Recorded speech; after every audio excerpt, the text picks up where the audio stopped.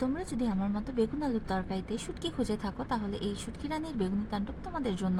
চলো দেখি কিভাবে রান্না করি। তো প্রথমে আমি পেঁয়াজ মরিচ তেলের মধ্যে হালকা করে ভেজে নিব, সাথে দিয়ে দিব পরিমাণ মতো রসুন বাটা।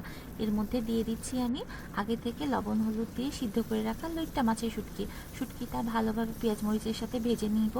তারপর আমি এর মধ্যে দিয়ে দিব পরিমাণ মতো মরিচের গুঁড়া, পরিমাণ মতো হলুদের গুঁড়া আর পরিমাণ মতো লবণ। তারপর এর মধ্যে আমি দিয়ে দিব সামান্য সামান্য পরিমাণে ধনিয়ার গুঁড়া, আর দিয়ে দিব পরিমাণ মতো জিরার গুঁড়া।